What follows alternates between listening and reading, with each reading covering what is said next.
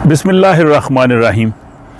पाकिस्तान के ज़ेर इंतज़ाम आज़ाद जम्मू और कश्मीर की कानून साज असम्बली के इंतखाबात 25 जुलाई को हो रहे हैं और इस वक्त वहाँ भरपूर इंतखाबी मुहिम जारी है। वहाँ पे जो अक्सर सियासी जमातें हैं वो पाकिस्तानी सियासी जमातों की शाखें हैं और इस तरह पाकिस्तान की सफ़ अव्वल की सियासी क़यादत जो है वो वहाँ पे इंतखाबी मुहिम चलाने के लिए मसरूफ़ है और वहाँ पे सियासी दर्जा हरारत जो है वो काफ़ी ऊपर जा चुका है। लेकिन इसके साथ ही वहाँ पे जो आज़ादी पसंद जमातें हैं, ख़ुसूसन जम्मू कश्मीर लिबरेशन फ्रंट, उन्होंने इन इंतखाबात के बाइकआउट की अपील की है और इसके लिए उन्होंने कुछ अपने आर्गूमेंट्स दिए हैं। कोशिश करेंगे कि उनके इन आर्गूमेंट्स का जायज़ा लिया जाए और क्या वाकई आज़ाद कश्मीर के इंतखाबात का बाइकआउट करना चाहिए, और अगर बाइकआउट करना चाहिए तो इसका हल क्या है, फिर मुतबादल हल क्या होगा, किस तरह से आज़ाद कश्मीर का इंतज़ाम चलाया जाएगा।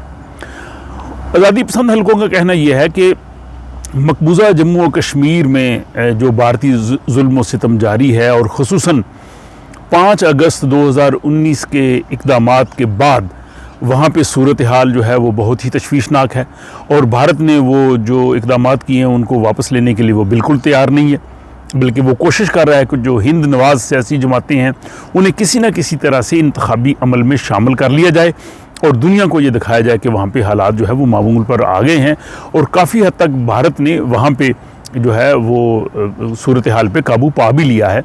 लेकिन इसके साथ जुल्म और सितम भी जारी है। आज ही 5 और कश्मीरी जो हैं वो शहीद हुए हैं। तो उनका ये कहना है कि वहाँ पे लोग आज़ादी के लिए लड़ रहे हैं, वहाँ पे भारतीय जुल्म सितम का जो है वो मुकाबला कर रहे हैं और यहाँ आज़ाद कश्मीर में इंतखाबात के लिए, इक़्तिदार के लिए, मुज़फ़्फ़राबाद की कुर्सी के लिए जद्दोजहद हो रही है।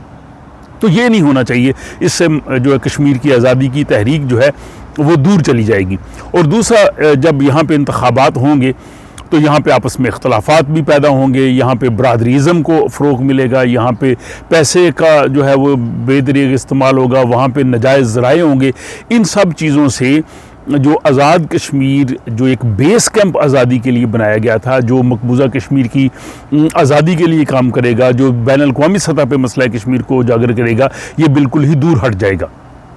फिर यहाँ पे जो वो आज़ाद कश्मीर की सियासी जमातें जो अपने आप को रियासती सियासी जमातें करार देती हैं, जिनमें आल जम्मू कश्मीर मुस्लिम कॉन्फ्रेंस है, उनका भी ये कहना है कि पाकिस्तान की सियासी जमातों की जानिब से आज़ाद कश्मीर में आने के बाद जो है वो पाकिस्तान की हैसियत जो है, पाकिस्तान की हुकूमत की हैसियत जो है वो मुतासर होती है, क्योंकि उनको एक गैर जानबदार रहना चाहिए और आज़ाद कश्मीर में उनको मुदाखलत नहीं करनी चाहिए और इसलिए वो अपनी बका के लिए जो है वो रियासती जमात के का नारा भी बुलंद कर रहे हैं। लेकिन इसके साथ ही मेरा ख्याल है आल जम्मू कश्मीर मुस्लिम कॉन्फ्रेंस की क़यादत को ये भी याद होना चाहिए कि 1977 में जब जुल्फ़िकार अली भुट्टो के ख़िलाफ़ पाकिस्तान कौमी इत्तेहाद बना था तो उन 9 सितारों में आल जम्मू कश्मीर मुस्लिम कॉन्फ्रेंस भी शामिल थी। तो मुस्लिम कॉन्फ्रेंस की क़यादत को उस वक्त सोचना चाहिए था। फिर जब वहाँ पे आल जम्मू कश्मीर मुस्लिम कॉन्फ्रेंस की हुकूमत रही है तो यही पाकिस्तान से जनाब नवाज़ शरीफ जो वज़ीर आज़म थे और मुस्लिम लीग की जो क़यादत थी, ये लोग ही उनको मद्दऊ करते थे, तो मुदाखलत का रास्ता तो इन्होंने दिया। अब तो तकरीबन तमाम पाकिस्तानी सियासी जमातों की वहाँ पे शाखें बन चुकी हैं और अमूमी तौर पे यही ख्याल होता है कि जिस जमात का इस्लामाबाद में इक़्तिदार हो वो जमात ही वहाँ पे हुकूमत बनाती है। गिलगित बल्तिस्तान में भी ऐसे हुआ, जब नून लीग थी तो गिलगित में नून लीग जीती, अब पीटीआई है तो वहाँ पे पीटीआई जीती और लोगों का ये ख्याल है कि ये असरात पड़ते हैं जिसमें मुहाजिरीन की 12 सीटें भी शामिल हैं और आज़ाद कश्मीर भी।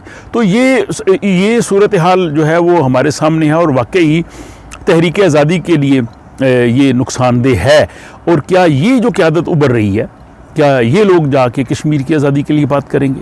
क्या ये मकबूजा कश्मीर की जो वहाँ पे सूरत हाल है इसको दुनिया के सामने रखेंगे? ये सवालात भी अपनी जगह बड़े अहम हैं।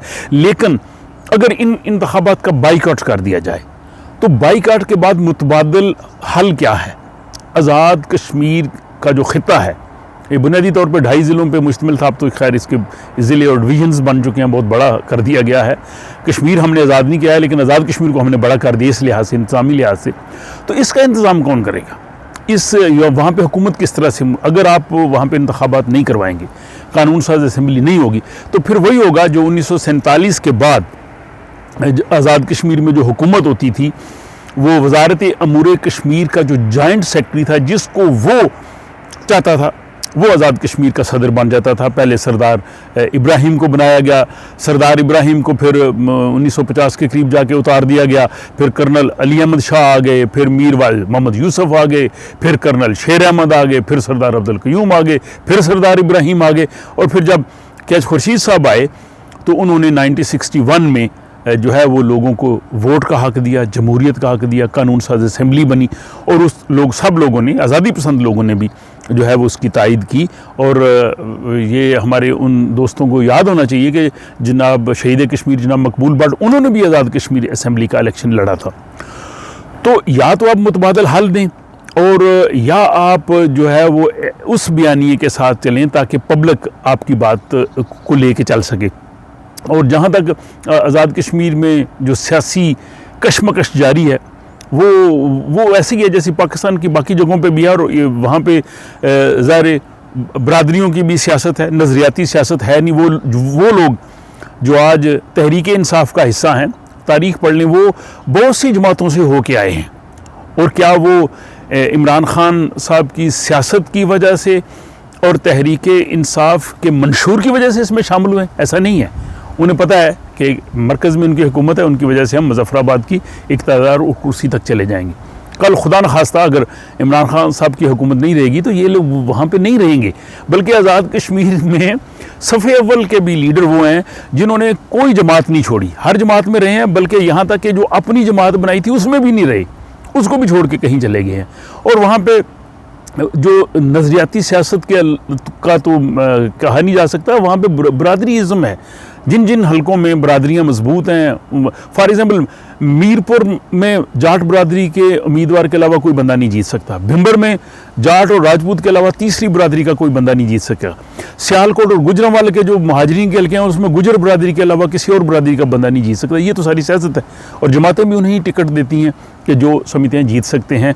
तो ये सूरत हाल बड़ी ही कॉम्प्लेक्स है, और इसके मकबूजा कश्मीर में जो आज़ादी की तहरीक है उस पर भी असरात तो होंगे, और वो जो लोग वहाँ पे बैठे हैं जम्मू में, श्रीनगर में, वो जब इन चीज़ों को देखेंगे तो वो इसके बारे में क्या सोचेंगे। आप भी इस बारे में सोचिए, आप भी अपनी राय से आगाह कीजिए, और मेरे सामने जो इन्फॉर्मेशन थी वो मैंने आपसे शेयर की है। अपना ख्याल रखिएगा और मुझे दीजिए इजाज़त। खुदा हाफिज़।